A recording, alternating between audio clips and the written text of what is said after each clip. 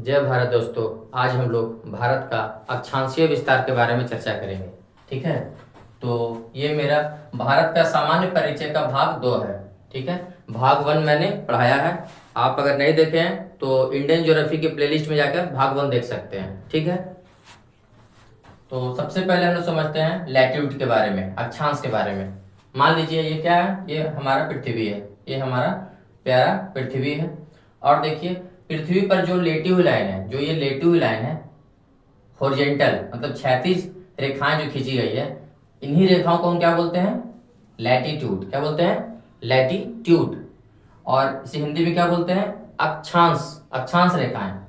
और ये जितने भी लाइंस हैं ये अर्थ पर, वो रियल में एग्जिस्ट नहीं करती है, मतलब इनका कोई रियल एग्जिस्टेंस नहीं है। ठीक है, ये हम लोग अपने अध्ययन करने के लिए हम लोग इसे बनाए हैं। जैसे देखिए ये सब जितनी भी रेखाएं सब क्या है, काल्पनिक रेखाएं हैं। सब क्या है, काल्पनिक रेखाएं हैं। और इन काल्पनिक रेखाओं को हम क्या बोलते हैं, अक्षांश रेखाएं या लैटिट्यूड लाइंस। ओके, तो देखिए ये रियल में लाइन नहीं है, ये क्या है, एक सर्किल है, एक वृत्त है। जैसे मान लीजिए ये हमारा पृथ्वी है।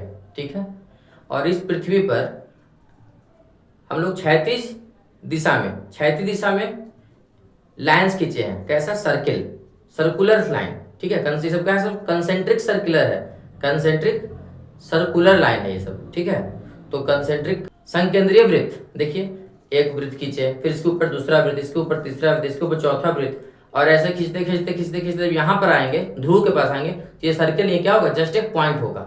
ठीक है, तो इन सब सर्किल्स को, इन सब वृत्त को हम क्या बोलते हैं, लैटिट्यूड। ठीक है, अक्षांश रेखाएं। ये सामने से देखने में क्या लगती है, लाइन, लेकिन अगर पूरा देखें 3D व्यू में तो ये क्या है, वृत्त है। तो इसलिए इन्हें हम क्या बोलते हैं, अक्षांश वृत्त भी बोल सकते हैं, अक्षांश रेखाएं या अक्षांश वृत्त। ठीक है, अब देखिए ये सब जितने भी लाइंस खींची गई है उस ऊपर में देखिए, ऊपर भी क्या है, पॉइंट है। इसके बाद थोड़ा सर्किल का आकार बढ़ा, सर्किल का आकार और बढ़ा, सर्किल का आकार और बढ़ा, और जब सेंटर में पहुंच जाएंगे तो ये क्या हो जाएगा, सब सर्किल के मध्य में, एकदम अर्थ के एकदम मध्य में पहुंच जाएंगे तो इसका ये आकार क्या हो जाएगा, सबसे बड़ा होगा। तो और इन संकेंद्रीय वृत्त को क्या बोलते हैं हम, अक्षांश रेखाएं। तो पूछ सकता है क्वेश्चन में कि सबसे बड़ी अक्षांश रेखाएं कौन है, तो ये सबसे बड़ी अक्षांश रेखाएं हैं। और इन अक्षांश रेखाओं को हम क्या बोलते हैं, क्या बोलते हैं, इससे बोलते हैं विषुवत रेखा। क्या बोलते हैं, विषुवत रेखा या विषुवत वृत्त, या क्या बोल सकते हैं, भूमध्य रेखा। भूमध्य रेखा क्यों बोलते हैं, क्योंकि भूमि के मध्य से गई है, भूमि के मध्य से, इसलिए बोलते हैं भूमध्य रेखा। तो ये सब जितनी भी रेखाएं हैं इसे बोलते हैं लैटिट्यूड, अक्षांश रेखाएं। और जो सबसे बड़ी जो रेखाएं हैं, सबसे बड़ी अक्षांश रेखाएं बिल्कुल पृथ्वी के बीचों बीच से जाती है, और इसे बोलते हैं इंग्लिश में इक्वेटर, या और क्या बोल सकते हैं, विषुवत रेखा, या और क्या बोल सकते हैं, भूमध्य रेखा। ठीक है, और क्या बोल सकते हैं, विषुवत वृत्त। तो आकार में सबसे बड़ी अक्षांश रेखाएं कौन है, तो विषुवत वृत्त है, या भूमध्य रेखा भी बोल सकते हैं इसे। ठीक है, अच्छा, ये सब जितनी भी रेखाएं सब क्या है, काल्पनिक है। और इसे क्या बोलते हैं, नॉर्थ पोल, इस पॉइंट क्या बोलते हैं, साउथ पोल, उत्तरी ध्रुव और दक्षिणी ध्रुव। और देखिए, और ये सब जितने भी रेखाएं हैं सब क्या है, काल्पनिक रेखाएं हैं। तो दो अक्षांश रेखाओं के बीच की दूरी कितनी होती है, 111 किलोमीटर। हाँ, ये एग्जाम में पूछता है, दो अक्षांश रेखाओं के बीच की दूरी कितनी होती है, तो 111 किलोमीटर। अब हम लोग लैटिट्यूड का टेक्निकल मतलब समझ लेते हैं। ये तो साधारण भाषा में मैंने आपको समझाया कि ये जो हॉरिजॉन्टल लाइंस जितनी भी खींची गई है, समांतर रेखाएं, ये सब क्या है, सब अक्षांश रेखाएं हैं। लेकिन अब इसका टेक्निकल मीनिंग क्या होगा ज्योग्राफी में, देखिए ये मान लीजिए अर्थ है, ये मान लीजिए क्या है, हमारा अर्थ है, ये अर्थ है हमारा। और इस अर्थ पे बीचों बीच से जो लाइन गई है, बीचों बीच से जो लाइन गई है, ये क्या है, ये है विषुवत रेखा। क्या है, विषुवत रेखा, या क्या बोल सकते हैं इसे, 0 डिग्री लैटिट्यूड। क्या बोल सकते हैं, 0 डिग्री लैटिट्यूड। और क्या बोल सकते हैं, इक्वेटर या भूमध्य रेखा ही बोल सकते हैं, या विषुवत वृत्त भी बोल सकते हैं। अब देखिए ये अर्थ के सेंटर से हम एक एंगल बनाएंगे, कितना, 1 डिग्री का। कितना, ये 1 डिग्री का, इधर बना 1 डिग्री का एंगल, कितने डिग्री का, 1 डिग्री का। और इधर भी बना 1 डिग्री का एंगल, देखिए ये 1 डिग्री का एंगल बना, 1 डिग्री का। अब इस 1 डिग्री के एंगल, इस पॉइंट को इस पॉइंट से जोड़ देंगे, ये जोड़ देंगे तो जो लाइन बनेगा वो क्या बनेगा, 1 डिग्री लैटिट्यूड। क्या बनेगा, 1 डिग्री अक्षांश। उसी प्रकार से मान लीजिए सेंटर पे हम 2 डिग्री का एंगल बनाएंगे, 2 डिग्री का, 2 डिग्री का। ये एंगल कितना है, ये एंगल 2 डिग्री का है। इधर भी बनाते हैं 2 डिग्री का एंगल, 2 डिग्री का एंगल है, 2 डिग्री का। अब इस पॉइंट को इस पॉइंट से जोड़ देते हैं, तो ये क्या बन जाएगा, ये बन जाएगा 2 डिग्री लैटिट्यूड। क्या बनेगा, 2 डिग्री लैटिट्यूड। तो अगर ये ऊपर है तो क्या नॉर्थ में बोलेंगे, 1 डिग्री नॉर्थ लैटिट्यूड, फिर इसे 2 डिग्री नॉर्थ लैटिट्यूड। अगर यही काम अगर नीचे ऐसा ही काम नीचे करेंगे, अगर हम लोग मान लीजिए यहाँ से यहाँ बना 1 डिग्री, फिर यहाँ भी बना 1 डिग्री अर्थ के सेंटर पे 1 डिग्री, और इसको इसको इस पॉइंट से मिला देंगे तो ये जो लाइन बनेंगे ये क्या बन जाएगा 1 डिग्री साउथ लैटिट्यूड। और यहाँ पर बनाए 2 डिग्री आएंगे, कितना 2 डिग्री, यहाँ बनाए 2 डिग्री, और इसे अगर हम इस पॉइंट को इस पॉइंट जोड़ देंगे तो ये जो लाइन बनेगा वो क्या करेगा 2 degree south latitude, 2 degree south latitude. उसी प्रकार से देखिए ये क्या है, यहाँ अर्थ के सेंटर से मैंने एक एंगल बनाया 1 डिग्री, और यहाँ भी क्या बनाया एंगल, देखिए ये कितना है 1 डिग्री। अब इस पॉइंट को इस पॉइंट से जोड़ दिया तो ये क्या बना अक्षांश, क्या बना 1 डिग्री अक्षांश। उसी प्रकार से यहाँ मैंने कितना बनाया 2 डिग्री, कितना बनाया 2 डिग्री, यहाँ देखिए कितना बनाया 2 डिग्री। अब इस पॉइंट को इस पॉइंट से जोड़ दिया मैंने तो ये क्या बन गया, ये बना 2 डिग्री लैटिट्यूड। और ऊपर में है तो नॉर्थ लैटिट्यूड, और वही नीचे रहे तो साउथ लैटिट्यूड। ओके, तो ये तो लैटिट्यूड का अक्षांश रेखा का ओरिजिनल मतलब हो गया। ठीक है, अब हम लोग देशांतर रेखा के बारे में समझ लेते हैं। What is longitude lines on the earth. मान लीजिए ये हमारा एक पृथ्वी है, तो पृथ्वी के नॉर्थ पोल को साउथ पोल से अगर हम मिला दें, नॉर्थ पोल को साउथ पोल से एक लाइन से मिला दें तो इस लाइन को क्या बोलेंगे लॉन्गिट्यूड, लॉन्गिट्यूड लाइंस, देशांतर रेखाएं। तो देखिए पृथ्वी के ये क्या है उत्तरी ध्रुव, ये क्या है दक्षिणी ध्रुव, तो इसको हमने एक लाइन से मिला दिया। देखिए ये सब लाइंस है, तो इन सब लाइंस को क्या बोलेंगे हम, इन सब लाइंस को क्या बोलेंगे लॉन्गिट्यूड, लॉन्गिट्यूड लाइंस बोलेंगे, मतलब देशांतर रेखाएं। ठीक है, अब पृथ्वी के बीचों बीच से जाएगी जो लॉन्गिट्यूड पृथ्वी के बीचों बीच से जाएगी, इसे क्या बोलते हैं हम लोग, इसे बोलते हैं 0 डिग्री लॉन्गिट्यूड या 0 डिग्री देशांतर। ठीक है, और इसी लाइन का एक नया नाम है, क्या नाम है GMT, Greenwich mean time line, Greenwich mean time line. Greenwich क्या है, लंदन में एक शहर है या गांव मान लीजिए। ठीक है, तो वहां पर एक ऑब्जर्वेटरी है। ठीक है, तो वहां पे एक इंपॉर्टेंट ऑब्जर्वेटरी है लंदन में, ग्रीनविच गांव में, तो उसी के पास से ये लाइन गई है, इसलिए इस लाइन का नाम क्या है 0 डिग्री लॉन्गिट्यूड या GMT, Greenwich mean time line. और इस लाइन को क्या बोलते हैं इंटरनेशनल टाइम लाइन, अर्थात अंतरराष्ट्रीय समय रेखा। ठीक है, और जस्ट 0 डिग्री के पीछे, जस्ट मान लीजिए क्या है आगे क्या है 0 डिग्री लॉन्गिट्यूड लाइन, और जस्ट इसके पीछे क्या होगा अपोजिट 180 डिग्री लॉन्गिट्यूड। तो इस 180 डिग्री लॉन्गिट्यूड लाइन को क्या बोलते हैं अंतरराष्ट्रीय तिथि रेखा, यानी इंटरनेशनल डेट लाइन। अगर हम 0 डिग्री को देखें तो ये क्या है इंटरनेशनल टाइम लाइन। ठीक है, यहां से समय का निर्धारण होता है। अगर 180 डिग्री को देखें, 180 डिग्री पीछे जो पीछे है वहां से टाइम नहीं, वहां से क्या डेट का निर्धारण होता है, डेट का अंतरराष्ट्रीय तिथि रेखा। अगर इसके लेफ्ट में जाएं या राइट में जाएं, तो सही इसके लेफ्ट या राइट में जाएंगे तो क्या होगा डेट चेंज हो जाएगा। ठीक है, अच्छा अब देखिए तो ये देशांतर रेखाओं के बीच की दूरी, जैसे देखिए ये क्या है, ये है 0 डिग्री लैटिट्यूड, मतलब अक्षांश रेखा, अच्छा 0 डिग्री अक्षांश, यानी इसे क्या बोलते हैं विषुवत रेखा, क्या बोलते हैं इसे विषुवत रेखा या भूमध्य रेखा। अब विषुवत रेखा भूमध्य रेखा से ऊपर हम जाएंगे, देखिए तो 2 देशांतर की दूरी विषुवत रेखा पे क्या होती है मैक्सिमम, विषुवत रेखा पे मैक्सिमम होती है। जैसे जैसे हम विषुवत रेखा से ध्रुव की ओर जाएंगे, ठीक है, तो देखिए डिस्टेंस क्या हो गई कम हो गई, और ऊपर गए तो डिस्टेंस और कम गई, और देखिए ये डिस्टेंस और कम गई, और ये डिस्टेंस और कम गई। तो विषुवत रेखा से ध्रुव की ओर जाने पर 2 देशांतर की बीच की दूरी क्या होती है घटती है, और ध्रुव पर जब आ जाते हैं तो घटते घटते क्या होती है शून्य होती है, शून्य हो जाती है, 0 हो जाती है। और जब ध्रुव से विषुवत रेखा की ओर आएंगे तो 2 देशांतर की बीच की दूरी क्या बढ़ती है, बढ़ते बढ़ते बढ़ते बढ़ते यहाँ पे क्या होती है मैक्सिमम हो जाती है। तो क्वेश्चन आएगा कि यहाँ पर कितनी होती है 2 देशांतर रेखाओं के बीच की दूरी विषुवत रेखा पर कितनी होती थी, कितनी होती है 111.33 किलोमीटर। क्या होती है विषुवत रेखा के बीच की दूरी, विषुवत रेखा पर 2 देशांतर के बीच की दूरी कितनी होती है 111.33 किलोमीटर। ठीक है, अच्छा अब इस 0 डिग्री देशांतर रेखा के राइट जाएंगे तो क्या मिलेगा, ये सब जितने भी लाइंस क्या कराएंगे पूर्वी देशांतर रेखाएं, ईस्टर्न लॉन्गिट्यूड लाइंस। और अगर हम लेफ्ट साइड जाते हैं 0 डिग्री के तो ये सब क्या कराएगा पश्चिमी देशांतर रेखाएं, क्या कराएगा पश्चिमी देशांतर रेखाएं, वेस्टर्न लॉन्गिट्यूड लाइंस। ठीक है, अब हम लोग भारत का अक्षांशीय विस्तार देखेंगे। सबसे पहले देखते हैं भारत पृथ्वी पर कहाँ है। तो देखिए भारत का पृथ्वी पर लोकेशन कहाँ है, यहाँ है। ये क्या है, 0 डिग्री लॉन्गिट्यूड, और ये क्या है 0 डिग्री लैटिट्यूड यानी भूमध्य रेखा।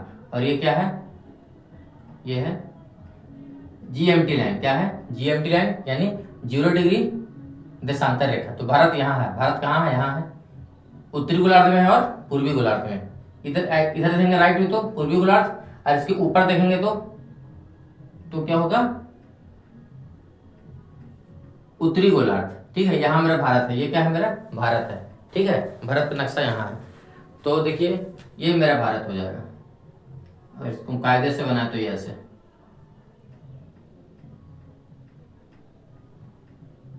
ये क्या मेरा भारत है। ठीक है, तो भारत यहाँ है। ठीक है, तो भारत क्या ये 0 डिग्री अक्षांश रेखा है, 0 डिग्री अक्षांश रेखा, ये क्या भारत से गुजरती है, भूमध्य रेखा नहीं, भारत से नहीं गुजरती है।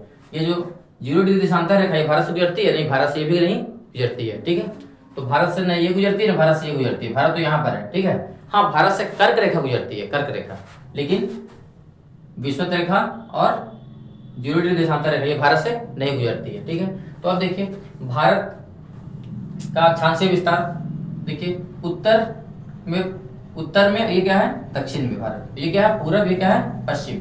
तो भारत का अक्षांशीय विस्तार देखेंगे तो कहां से हुआ, 8 डिग्री 4 मिनट नॉर्थ लैटिट्यूड से 37 डिग्री 6 मिनट नॉर्थ लैटिट्यूड। ठीक है, 8 डिग्री 4 मिनट नॉर्थ लैटिट्यूड से 37 डिग्री 6 मिनट नॉर्थ लैटिट्यूड, ये भारत का हो गया अक्षांशीय विस्तार। ठीक है, अब देखते हैं भारत का देशांतरीय विस्तार। तो देखिए भारत का देशांतरीय विस्तार कहां से कहां तक है, तो 68 डिग्री 7 मिनट ईस्ट से लेकर 97 डिग्री 25 मिनट ईस्ट, ये हो गया भारत का देशांतरीय विस्तार। तो ये हो गया लैटिट्यूडनल एक्सटेंशन ऑफ इंडिया, और ये क्या हो गया, लॉन्गिट्यूडनल एक्सटेंशन ऑफ इंडिया। ठीक है, तो अब हम समझ लेते हैं कि भारत का उत्तर से दक्षिण दूरी कितनी है, उत्तर से दक्षिण तक लंबाई कितनी है, और पूरब से पश्चिम तक लंबाई कितनी है। ठीक है, तो देखिए भारत का उत्तर से दक्षिण तक लंबाई कितनी है, 3214 किलोमीटर, 3214 किलोमीटर, ये भारत का उत्तर से दक्षिण तक की लंबाई है। अब भारत की पूरब से पश्चिम तक की लंबाई कितनी है, देखिए पूरब से पश्चिम तक की लंबाई, ये पूरब से पश्चिम। ठीक है, तो ये लंबाई कितनी है, देखिए 29-33 किलोमीटर, कितनी है 29-33 किलोमीटर।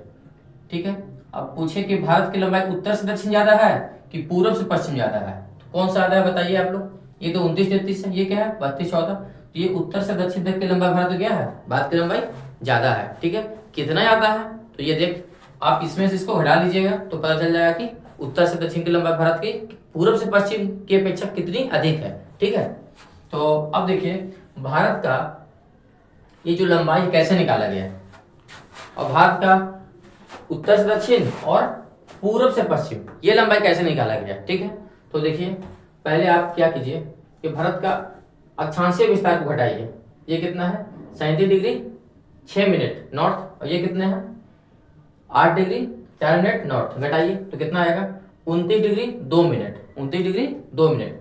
अब दो अक्षांश के बीच की दूरी कितनी होती है 111 किलोमीटर, इसको 111 से गुना कीजिए। ठीक है, तो अगर 111 से गुना करेंगे तो कितना आएगा 3214 किलोमीटर। लेकिन क्या करना पड़ेगा, इससे पहले आपको ये मिनट को, ये जो मिनट है 2 मिनट, इसको डिग्री में कन्वर्ट करना पड़ेगा। क्या करना पड़ेगा, मिनट को डिग्री में कन्वर्ट करना पड़ेगा। ठीक है, तो इसे डिग्री में कन्वर्ट करके कितने कैलकुलेशन में जाइए, बस ये आप इतना समझिए कि इसे डिग्री में कन्वर्ट कर दिया जाए और करके 2 मिनट को इसको 29 डिग्री में ऐड कर दिया जाए और उसको 111 से गुना कर दिया जाए तो 3214 किलोमीटर आ जाएगा। ठीक है, अब हम देख लेते हैं कि भारत का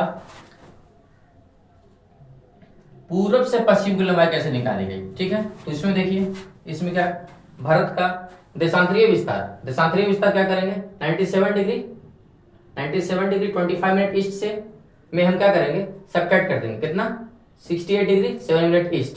ठीक है, तो कितना आ जाएगा 29 डिग्री 18 मिनट। ठीक है, अब दो देशांतर की बीच की दूरी अधिकतम कहां पे होती है, तो दो देशांतर के बीच की दूरी अधिकतम होती है कहां पर विषुवत रेखा पर, तो विषुवत रेखा पर कितनी होती है 111.3 किलोमीटर, 111.3 किलोमीटर। तो अगर इसको इससे गुना कर देंगे तो ये तो 29-33 किलोमीटर से अधिक आ जाएगा, 29-33 किलोमीटर से अधिक आ जाएगा। तो ये कैलकुलेशन जो है, ये कैलकुलेशन ये डिस्टेंस सही नहीं, ये डिस्टेंस हम लोग सही नहीं ले रहे हैं। क्यों? क्योंकि ये डिस्टेंस कहाँ का है, ये जो डिस्टेंस है ये तो है दो देशांतर के बीच की दूरी, कहां पर, विषुवत रेखा पर। लेकिन भारत तो विषुवत रेखा पर नहीं, भारत ऊपर है, भारत ऊपर है, तो हमको विषुवत रेखा की दूरी नहीं लेना पड़ेगा, ठीक है। विषुवत रेखा पर दो देशांतर के बीच की दूरी अधिक होती है, और जैसे जैसे हम विषुवत रेखा से ऊपर जाएंगे दो देशांतर के बीच की दूरी क्या होगी, घटती जाएगी। तो वो दूरी क्या होगी, वो जो दूरी होगी वो क्या होगी 111.3 किलोमीटर से क्या होगी, कम होगी। क्या होगी, 111.3 किलोमीटर से कम होगी। तो उसको अगर हम इससे मल्टीप्लाई करेंगे तो फिर इतना आ जाएगा, ठीक है। अच्छा, अब हम लोग भारत का एंड पॉइंट देख लेते हैं, ठीक है, कि भारत का उत्तरतम, दक्षिणतम, पूर्वी बिंदु कौन है और पश्चिमी बिंदु कौन है, ठीक है। तो देखिए भारत का सबसे उत्तरी बिंदु कौन है, उत्तरतम बिंदु कौन है, इंदिरा कोल, जो कहाँ पड़ता है, जम्मू और कश्मीर में, ठीक है। तो भारत का सबसे उत्तरतम बिंदु कौन है, इंदिरा कोल, जो कहाँ पड़ता है, जम्मू एंड कश्मीर में। उसी प्रकार से अगर भारत का दक्षिणतम बिंदु देखें तो दक्षिणतम बिंदु कौन है, देखिए कहाँ है, कन्याकुमारी में। कहाँ पड़ता है, कन्याकुमारी में। कन्याकुमारी कहाँ है, तमिलनाडु में, ठीक है। लेकिन अगर भारत का दक्षिणतम बिंदु पूछे तो दो इसका आंसर होगा। क्यों? क्योंकि यह मुख्य भूमि पर, यह भारत का दक्षिणतम बिंदु है लेकिन मुख्य भूमि पर, तो कन्याकुमारी होगा। लेकिन अगर पूछेगा भारत का मुख्य से पूछे भारत का दक्षिणतम बिंदु, तो आंसर क्या होगा, तो आंसर होगा इंदिरा पॉइंट, ठीक है। इंदिरा पॉइंट ये भारत का सबसे दक्षिणतम बिंदु है, लेकिन ये भारत के मेन लैंड पर नहीं है, भारत की मुख्य भूमि पर नहीं है। ये कहाँ है, ये है बंगाल की खाड़ी में। कहाँ है, बंगाल की खाड़ी में। देखिए बंगाल की खाड़ी में यहाँ पर एक द्वीप है, अंडमान एंड निकोबार। क्या है, अंडमान एंड निकोबार आइलैंड्स। तो अंडमान और निकोबार में, कहा, निकोबार में। निकोबार के किस द्वीप पे, निकोबार के किस द्वीप पे, ग्रेट निकोबार। तो ग्रेट निकोबार में एक पॉइंट है, कौन सा पॉइंट है, इंदिरा पॉइंट, ठीक है। ये क्या, भारत का सबसे दक्षिणतम बिंदु, लेकिन ये मेन लैंड पर नहीं है, मुख्य भूमि पर नहीं है, ठीक है। लेकिन अगर मुख्य भूमि पर पूछे तो क्या होगा, आंसर होगा कन्याकुमारी। और सिर्फ पूछे कि भारत के दक्षिणतम बिंदु क्या है, तो इंदिरा पॉइंट, ठीक है। तो उत्तरतम बिंदु इंदिरा कोल और दक्षिणतम बिंदु इंदिरा पॉइंट। और ये भी पूछ सकते हैं कि Indira point great and Nicobar में कहां पर है, तो कहां है, ग्रेट निकोबार में। कौन सा निकोबार, देखिए ये है, ये क्या है, ग्रेट निकोबार है, ठीक है। अच्छा, अब देखिए भारत का पूर्वी बिंदु कहाँ है, तो कहाँ, आंध्र प्रदेश। आंध्र प्रदेश में कहाँ, किबिथु। कहाँ है, किबिथु।